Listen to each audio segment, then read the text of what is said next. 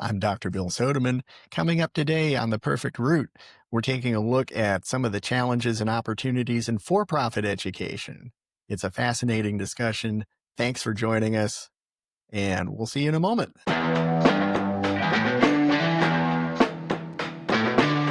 Welcome. We've got a special guest today, Kevin Beaver, who's the Senior Vice President of School Operations at Empire Education Group. You can find Empire at empire.edu. Hi, Kevin. Hey, Bill, how's it going? Doing great. How are you? Doing fantastic as well.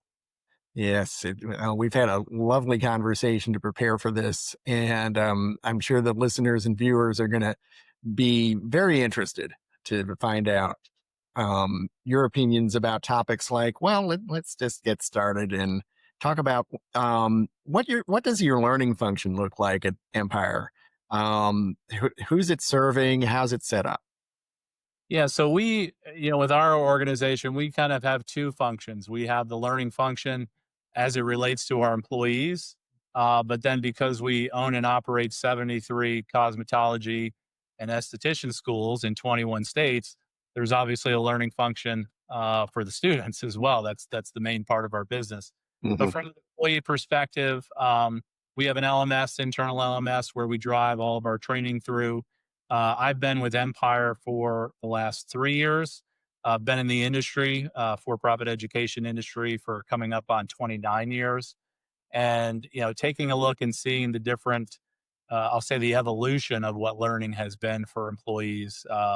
Obviously, computers and the internet and technology have played such a huge role in that.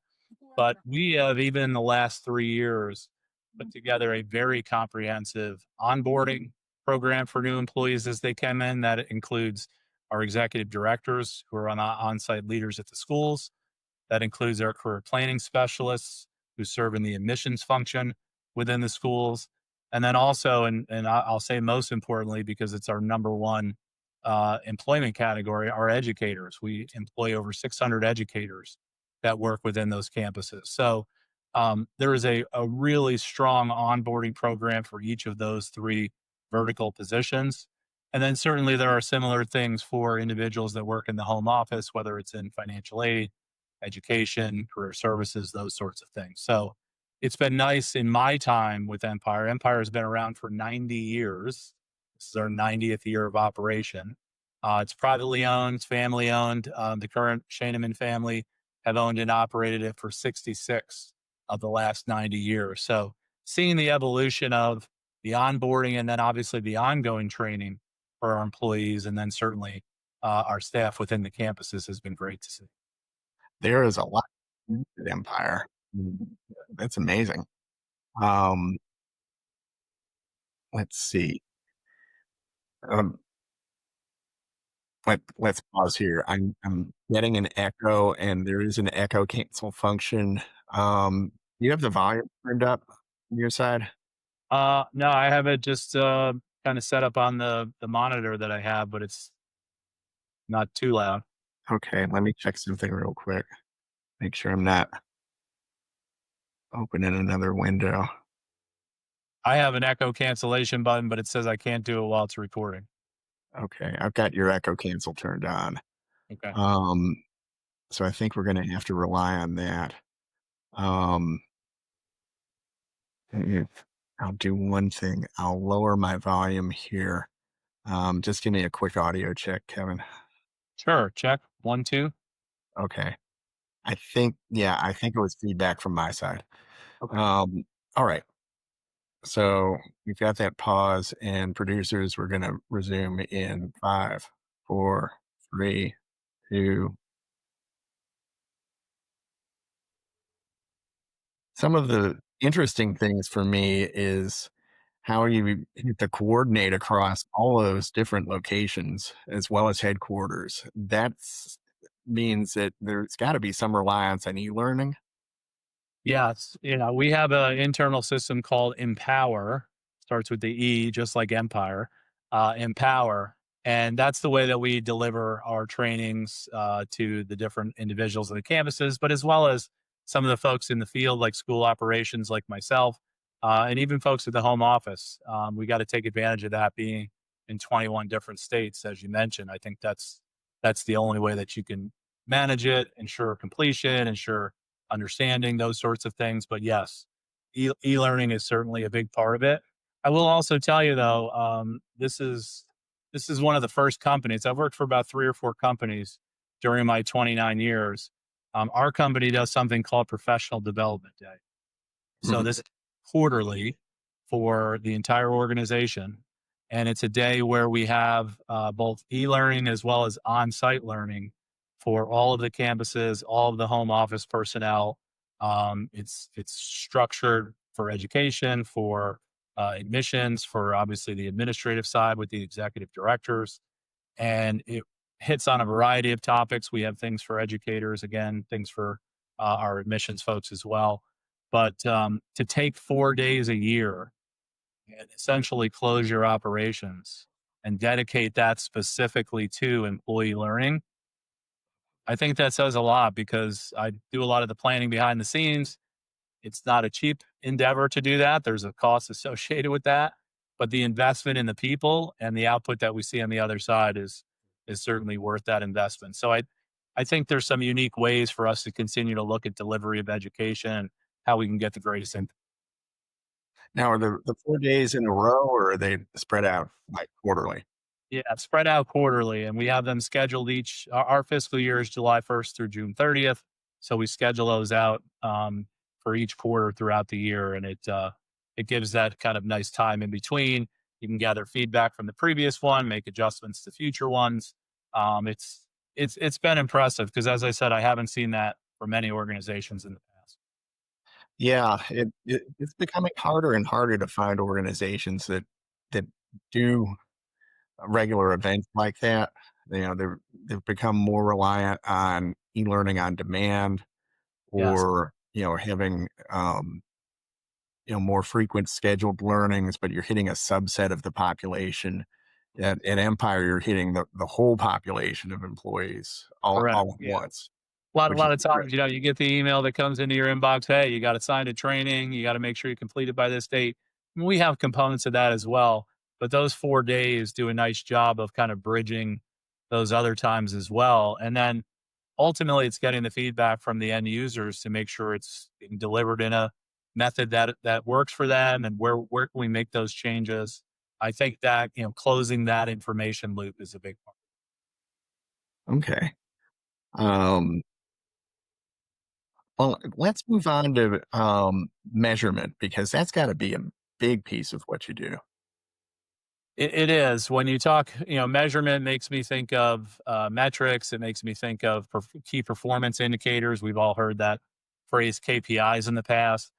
And, that exists in any industry. I mean, you can look at those key items, those key deliverables that propel a business forward, or if it's a struggling metric, something that might be holding the business back. So we do look at a variety of those things. Some basic ones we look obviously is at our student attendance. If students are attending at a higher rate, more than likely the student experience is something that they're interested in and they want to attend more. So attendance is such a key part of what we do.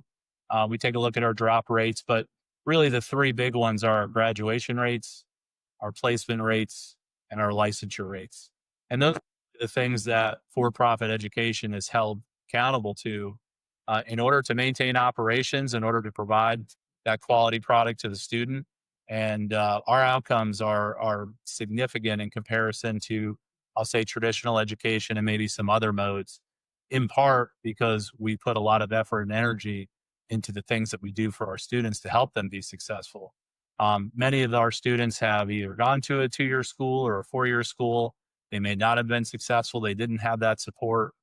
Many of them are first time college students as well. So there's a lot that goes into those three outcomes, and we are extremely proud of the product that we deliver for those. What's the normal duration of a program that a student goes through? So we got really two versions, a full time and a part time program. You would think that across 21 states, cosmetology would be all the same, skincare would be all the same. But we have some states that have as few as 1,000 hours that are required, and some that have as many as 1,500. We have some states for skincare that have as few as 220, 240 hours, and some that have as much as 750. So, but if we stick to the cosmetology piece, full time usually is about an 11-month program, and a part-time program is usually about 22, 23 months. So there definitely are significantly improved outcomes for those that are able to attend full-time, to be able to get it done not only in a quicker time frame, but then to be able to hit the marketplace and start earning income from that. So there's a lot of benefits to that, but I would say anywhere between 11 to 22 months for cosmetology, and skincare, probably anywhere between 2.5 to 6 months. Okay. That gives me a better idea of ju- how this compares with higher ed, which I'm more familiar with from my background as a professor. Um, but that's got to be quite an incentive for your students to be able to get through the program so quickly and reach earning potential. Yes, that's a big part of it.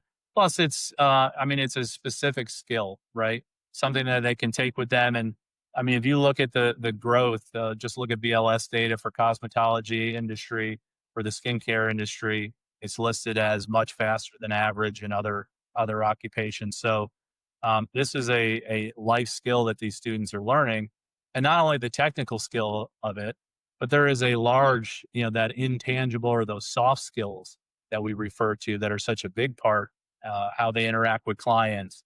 What does retail sales look like? Because retail sales is another way for them to increase their marketability. Some salons and different businesses provide walk-in clientele to those who have the highest retail sales.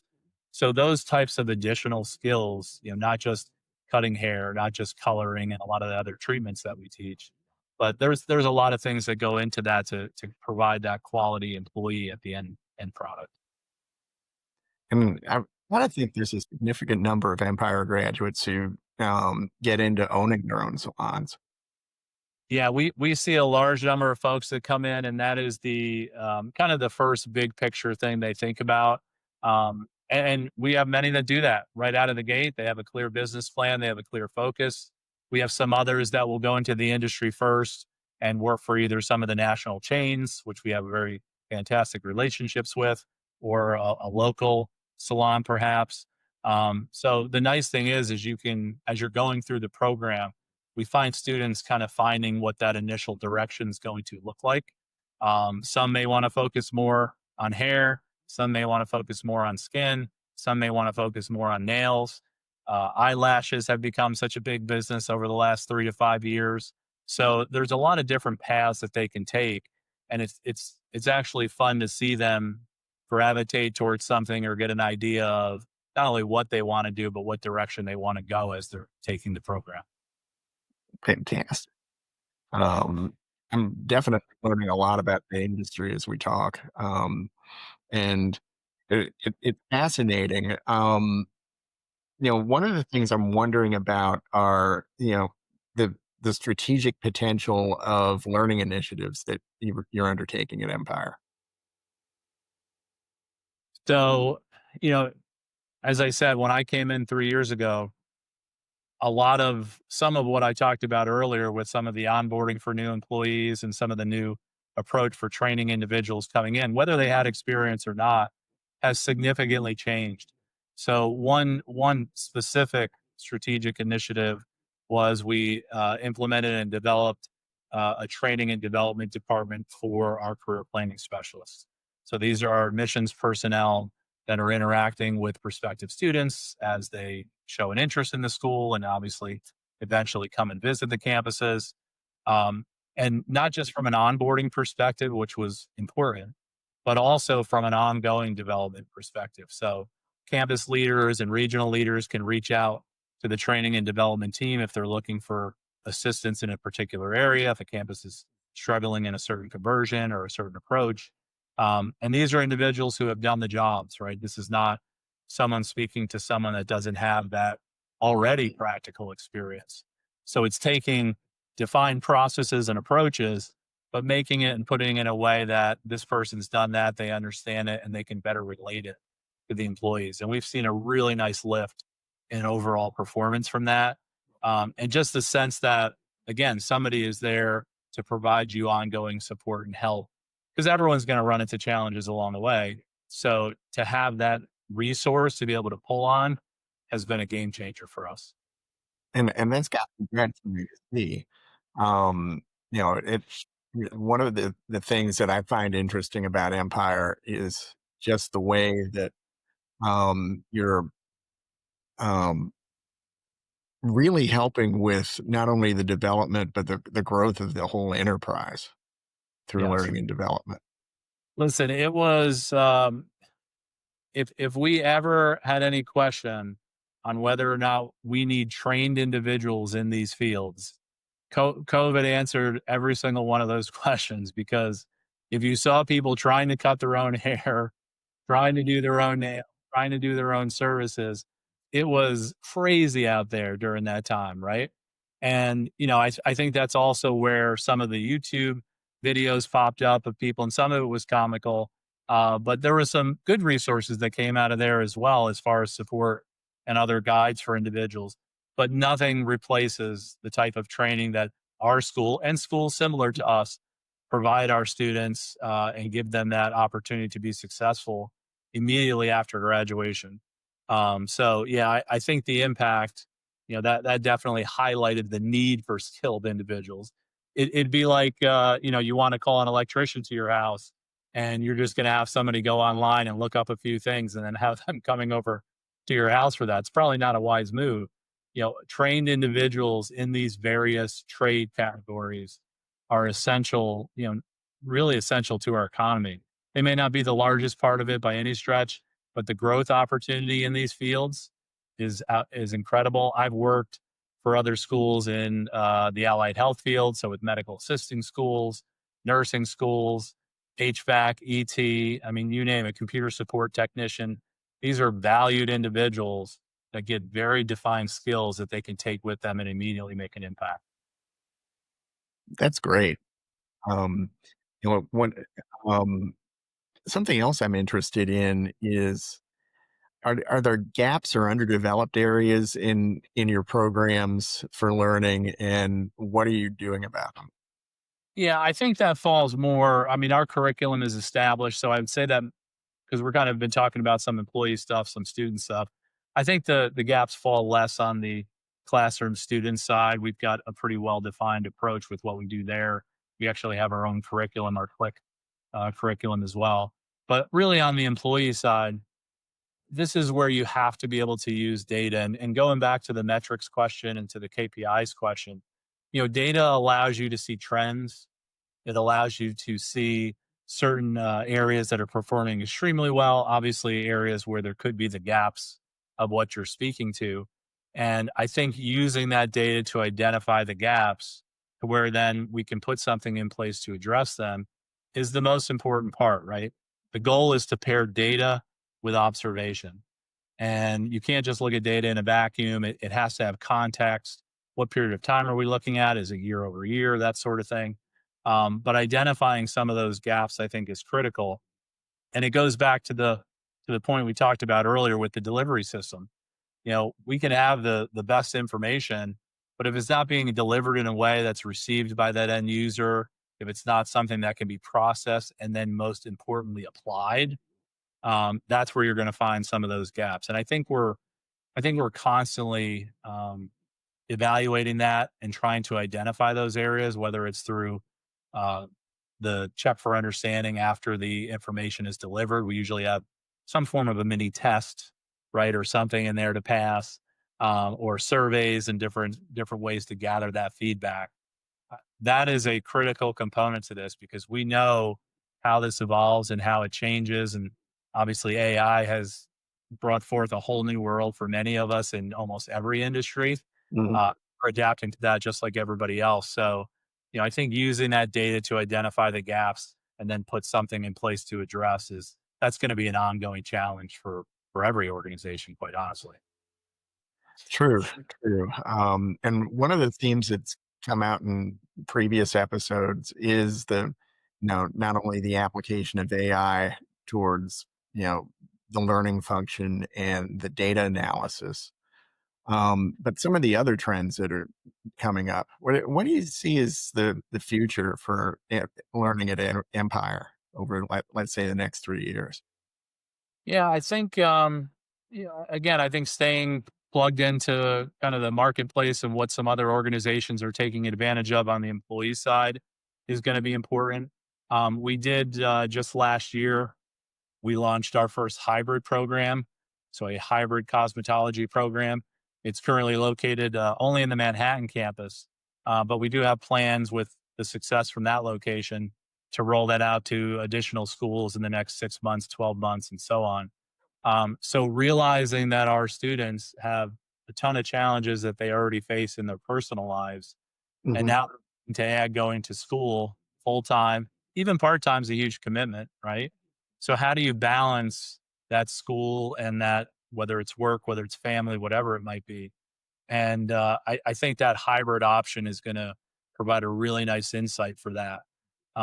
We surveyed, I think we probably have well over 30 students now in the program, but after we got 4 or 5 months into it, we surveyed those students that were in the program, and we asked them a variety of questions, but the one key one was, would you have enrolled in the on-ground cosmetology program if the hybrid wasn't an option? And 100% of them said no. If Wow. hybrid not an option, we would not have been able to do this for, again, for the various reasons that they have in their individual circumstances. That is a very telling data point, right?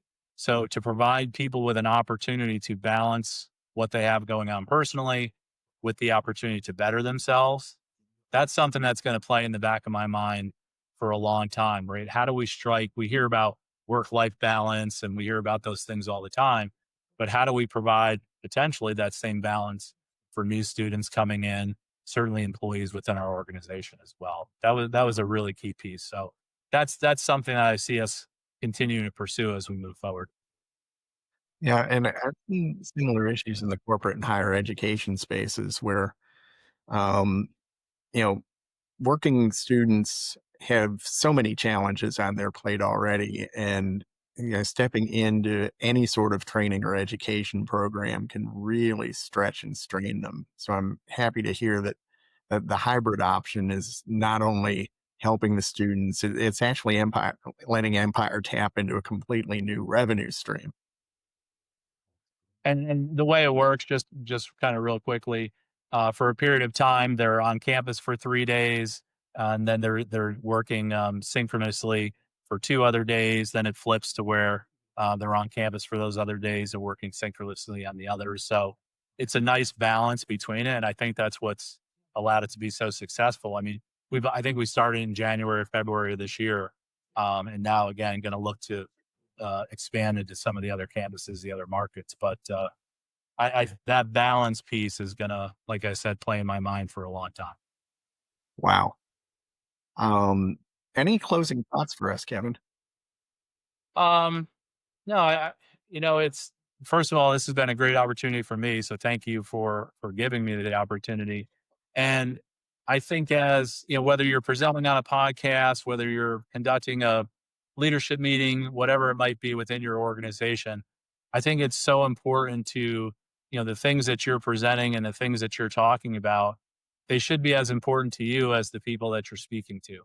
And what I mean by that is it helps you to either create or to maintain an awareness on whatever the topic may be, to make sure that you are aligning your actions, your behaviors, and your initiatives to follow through on that and deliver exactly what you're asking of your team, whether it's students, whether it's your employees, what have you. So I have taken personal benefit from this because much of what I just shared for you made me think of a few different things, reminded me about a few other things. I think that's such a huge piece of leadership, and something to consider. I try to function under an authentic leadership approach, so building relationships with my team in order to maximize our performance, and obviously looking at continuous improvement for the people that I work with. So that leadership component and maintaining that awareness, I think, is a critical part. But thank you again so much for the opportunity. I really appreciate it. Oh, you're welcome, Kevin. It was a pleasure to talk with you today, and I'm sure our viewers and listeners got a lot out of our conversation too. Um, Again, thanks for being with us today, and let's take another step on the perfect route. What a great conversation today with Kevin. And Kevin wanted to let you know that you can reach out to him on LinkedIn if you want to continue a conversation with him. Again, can be found on the internet at empire.edu. Thanks for being with us today.